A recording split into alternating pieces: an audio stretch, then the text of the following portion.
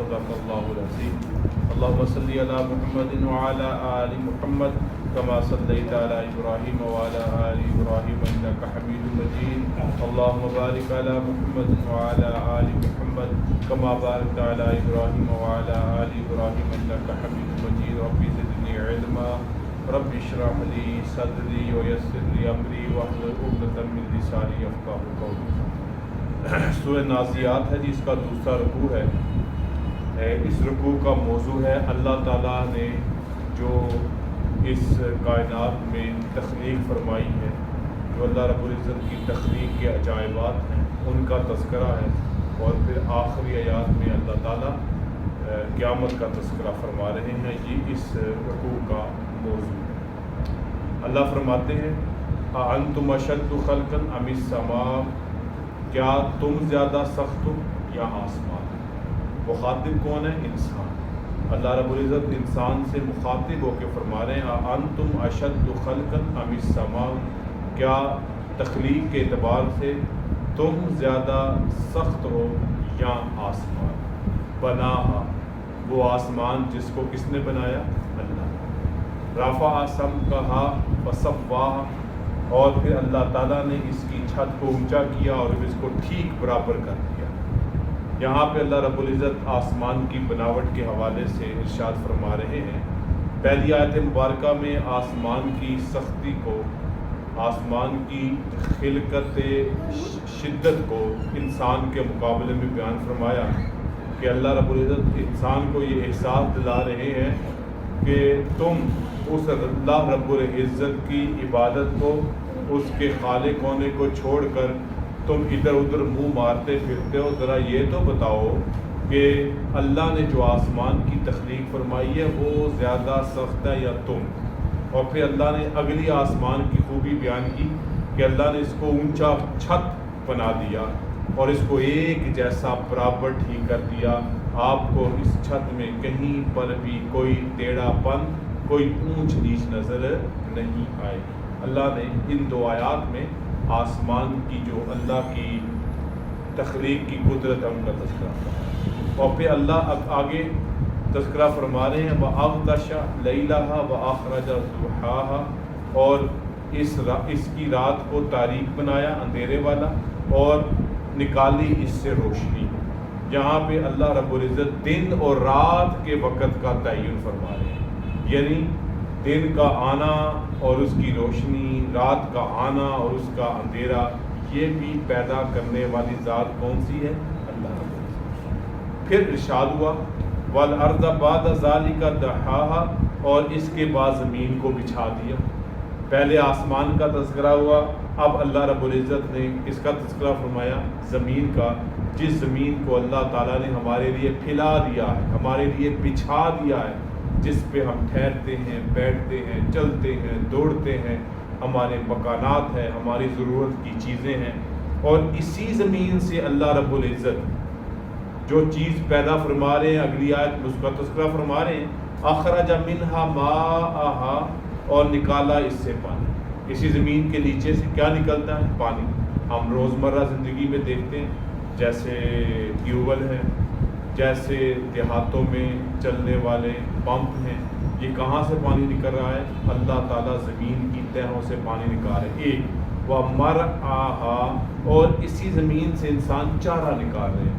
جو چارے کی اگر بات کریں تو یہ اس کی جو یہ خوراک ہے یہ جانوروں کی خوراک، تو اللہ تعالیٰ اسی سے نکال رہے ہیں۔ اگر چارے کا لفظ عموم رکھیں تو مطلب کیا ہوگا کہ اسی زمین سے اللہ تعالیٰ اپنی ساری مخلوقات کے لیے غذا کا بھی انتظام کر رہے ہیں۔ پھر اللہ فرماتے ہیں وَالْجِبَالَ أَرْسَاهَا، اور پہاڑوں کو بھی جما دیا۔ زمین کے پہلے آسمان، پھر زمین سے نکلنے والا پانی اور ہمارے لیے خوراک، اور پھر اللہ فرماتے ہیں ہم نے پہاڑوں کو بھی اسی طرح زمین میں گاڑ دیا، جما دیا۔ دراصل یہ پہاڑ زمین کی میخیں ہیں، زمین کے کیل ہیں۔ آگے اللہ فرماتے ہیں متاعا لکم ولانعامکم، فائدہ ہے تمہارے لیے اور تمہارے چوپاؤں کے۔ یعنی یہ ساری چیزیں جو اللہ تخلیق فرما رہے ہیں اور آخر میں نتیجے کے طور پہ کیا فرما رہے ہیں؟ اس میں تمہارا بھی فائدہ ہے اور تمہارے جانوروں کا بھی فائدہ ہے.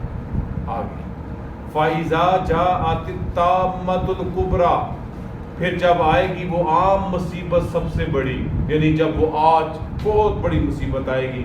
یہاں سے مراد ہے قیامت کا. یہ ایک بڑی مصیبت ہے انسان کے لیے. آج کل انسان پر مختلف طرح کی مصیبتیں آتی ہیں. انسان اپنی کوشش سے، تگ و دو سے، اپنی حکمت سے ان کا مقابلہ کر لیتا ہے. آندھی طوفان آیا، یقیناً نقصان پہنچاتا ہے، لیکن بعد میں انسان چیزوں کو سمیٹ سموڑ کے پھر زندگی کی روانی. سیلاب آ گیا، جیسے آپ کے ابھی پاکستان، جنوبی پنجاب اور آپ کے سندھ اور بلوچستان میں آئے، ہر چیز تاس تاس. لیکن کیا ہوگا؟ جب پانی اترے گا انسان پھر اپنے کام میں لگ جائے گا. زلزلہ آتا ہے، عمارتیں، مکانات، کیا کچھ نقصان نہیں ہوتا، لیکن بعد میں انسان پھر اسی کو دوبارہ کھڑا کر کے اپنی روٹین کی زندگی گزارتا ہے. لیکن قیامت ایسا معاملہ ہے جو ایک بڑی مصیبت ہے، جس کے بعد انسان دوبارہ اپنے پاؤں پہ بھی کھڑا رہنے کے قابل نہیں رہے گا. یوم یتذکر الانسان ما سعی، اس دن آدمی یاد کرے گا جو اس نے کوشش کی. یعنی قیامت آئے گی، پھر اس کو زندگی کی ساری فلم اس کے دماغ میں گھومے گی. میں زندگی بھر کیا کرتا رہا، میرا لڑکپن کیسا تھا، جوانی کیسی تھی، ادیڑ پن کیسا تھا، بڑھاپا کیسا تھا، میرے معاملات کیسے تھے، میرا کاروبار کیسا تھا، میری نوکری کیسی تھی، میری کمائی کیسی تھی، میری گزرانے زندگی کیا ہے. وہ پوری فلم انسان کے ذہن میں، اس کا اب یقین آ جائے گا کہ جس کو میں نہیں مانتا تھا وہ آ گئی. اگر یہ آ گئی ہے تو مطلب ہے کہ آگے پھر میرے اعمال کا بھی حساب کتاب. وَبُرِّزَتِ الْجَحِيمُ لِمَن يَرَىٰ، اور ظاہر کر دی جائے گی جہنم ہر دیکھنے والے کے لیے، یعنی کہ پھر جہنم کا منظر بھی پیش کر دیا جائے. وَأَمَّا مَن طَغَىٰ، وہ جس نے سرکشی کی، وَآثَرَ الْحَيَاةَ الدُّنْيَا، اور دنیا کی زندگی کو ترجیح دی. یعنی کہ وہ کیا کرتا رہا؟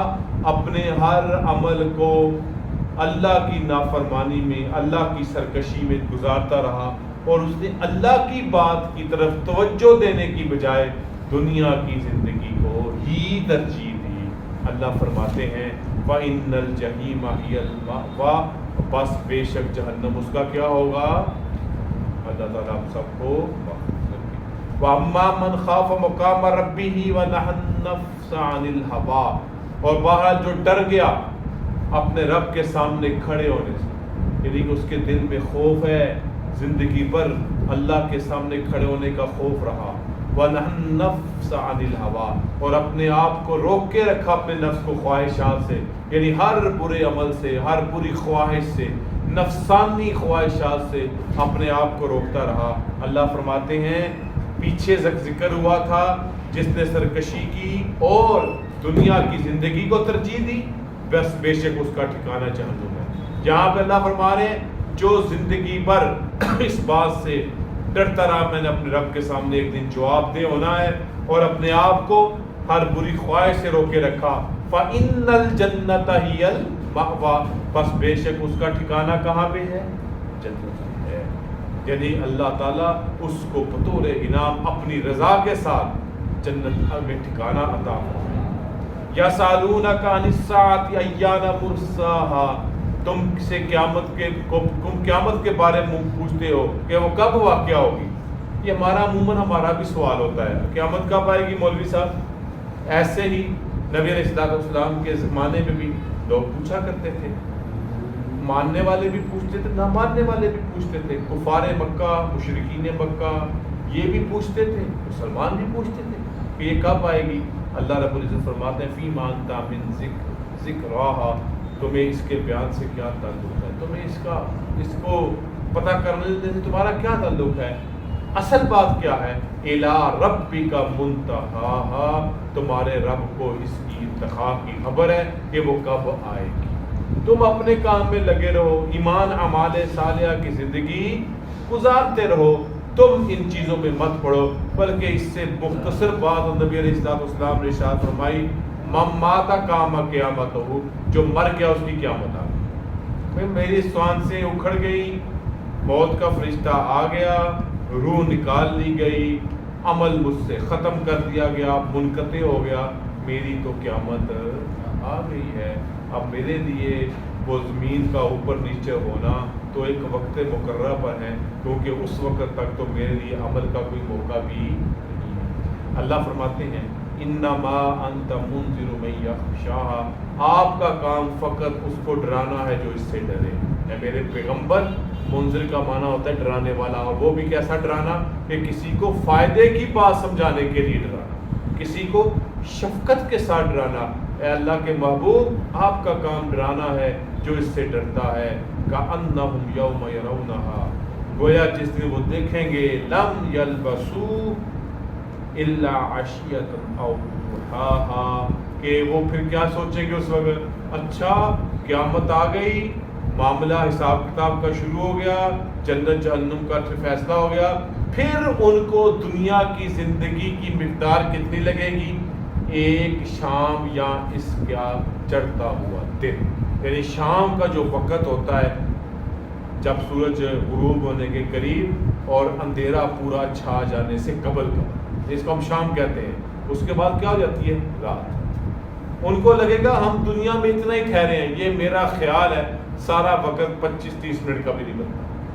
یا آؤ ضحاھا، یا جب دن چڑھتا ہے، یعنی آپ دیکھیں فجر کی نماز پڑھ کے جب آپ باہر نکلتے ہیں ہلکی ہلکی روشنی شروع ہو جاتی ہے، اس سے لے کر پورا آفتاب نکلنے تک یہ بھی اتنا ہی وقت بنتا ہے، 25-30 منٹ۔ تو جب یہ سارے معاملات ہو جائیں گے تو انسان یہی کہے گا اوہو، وہ پچھلا جواب ہے، وآثر الحیات الدنیا، اور اس نے دنیا کی زندگی کو ترجیح دی، اور دنیا کی زندگی ہے کتنی ہے اس آخرت کی زندگی کے مقابلے، اس جنت و جہنم کے ڈالے جانے کے مقابلے میں ایک شام یا ایک صبح کا وقت جب دن چڑھتا ہے۔ اس سے پہلے کہ یہ وقت آئے، ہمیں اپنے آپ کو کس زندگی کی طرف لانا ہے؟ وَأَمَّا مَنْ خَافَ مَقَامَ رَبِّهِ وَنَهَى النَّفْسَ عَنِ الْهَوَىٰ، اور کامیابی کس کے لیے ہے؟ جو اپنے رب کے سامنے کھڑے ہونے سے ڈرتا ہے، اس کو پتہ ہے میں نے اپنے رب کے سامنے حساب کتاب کا معاملہ دینا ہے، اور اس کی وجہ سے اس نے اپنے آپ کو خواہش نفسانیہ سے روکے رکھا۔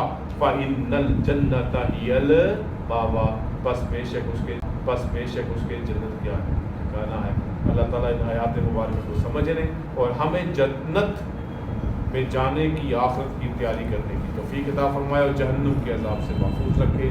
وآخر دعوانا الحمدللہ رب العالمین، الحمدللہ رب العالمین، والصلاۃ والسلام علی رسول کریم۔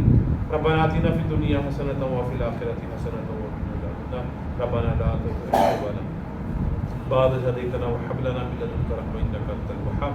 ربنا اغفر لنا من كل ذنوب من الصغائر والكبائر، اللهم إنا نسألك العفو والعافية في الدين والدنيا والآخرة، اللهم إنا نسألك الجنة ونعوذ بك من عذاب القبر ونعوذ بك من عذاب جهنم۔